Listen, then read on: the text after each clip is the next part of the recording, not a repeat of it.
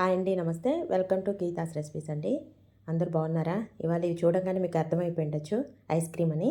ఎలా చేయాలో చూద్దాం. ఒక కడాయి, ఒక బౌల్ తీసుకోవాలండి. ఇవి హెరిటేజీ క్రీమ్ మిల్క్. కొన్ని పాలు సపరేట్ చేసుకొని మిగిలిన పాలు కడాయిలో పోసేసుకుందామండి.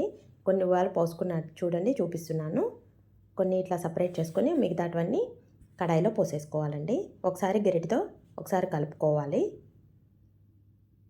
ఈ మరిగేలోపు మనం ఇందులో కస్టర్డ్ పౌడర్ అనేది కలుపుకోవాలండి.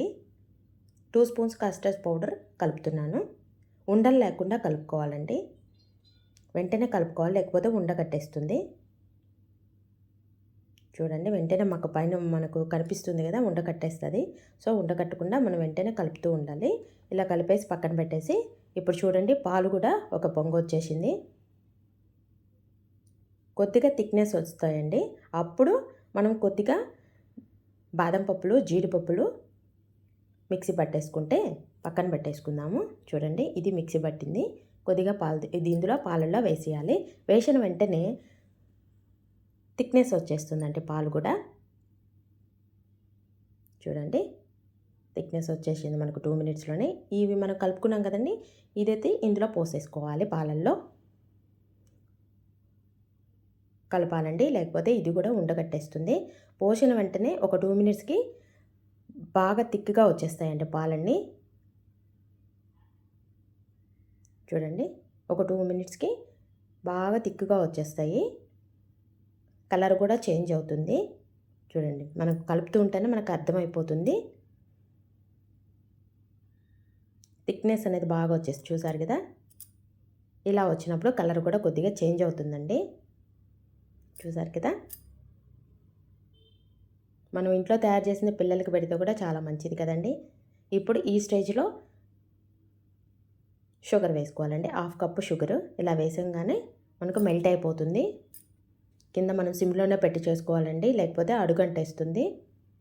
చూడండి, ఇలా ఉండాలండి కన్సిస్టెన్సీ. ఇప్పుడు పక్కకు తింపేసుకొని ఫ్యాన్ వేసేసి ఒకసారి గరిటెతో కలుపుతూ ఉన్నామంటే త్వరగా చల్లారిపోతుంది. చల్లారిన దాన్ని మిక్సీలో వేసి 2 పల్స్ ఇవ్వాలండి, అంతే. వచ్చినప్పుడు ఈ నురగ అనేది వస్తుంది. ఈ నురగ వచ్చినప్పుడు మనకు ఇలా ఉండాలండి కన్సిస్టెన్సీ ఐస్ క్రీమ్కి. ఇలాంటి ఐస్ క్రీమ్ మేకర్ ఎక్కడైనా దొరుకుతుందండి. ఇవన్నీ ఈ హోల్స్లో ఫిల్ చేసేసుకొని మనం ఫ్రిడ్జ్లో పెట్టేసుకోవాలండి. నేను ఎర్లీ మార్నింగ్ 10 o'clock చేశాను. ఈవినింగ్ 4, 5 కంతా నాకు రెడీ అయిపోయింది. చాలా బాగుంటుందండి.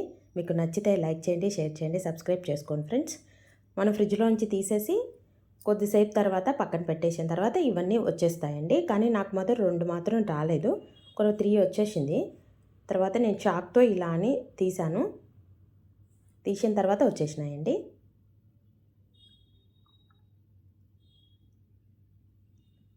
ప్లీజ్ అండి, సబ్స్క్రైబ్ చేసుకోండి ఫ్రెండ్స్. ఇంత చూడండి, చూపిస్తున్నాను. ఇది రాలేదు, నేను చాక్తో తీసిన తర్వాతనే వచ్చాయండి. అది కూడా ఇలా ఫోల్డ్ చేసిన తర్వాత వచ్చింది. ఎందుకో మరి స్టిక్ అయిపోయినట్టుంది. ఇలా తిప్పిన తర్వాత వచ్చిందండి ఐస్ క్రీమ్. చూసారు కదా. మీకు నచ్చితే లైక్ చేయండి, షేర్ చేయండి, సబ్స్క్రైబ్ చేసుకోండి ఫ్రెండ్స్. మీరు చేసి ఎలా వచ్చిందో కామెంట్లో తెలియచేయండి. మా పాప కూడా తింటూ ఉంది, సూపర్గా ఉందంటుంది.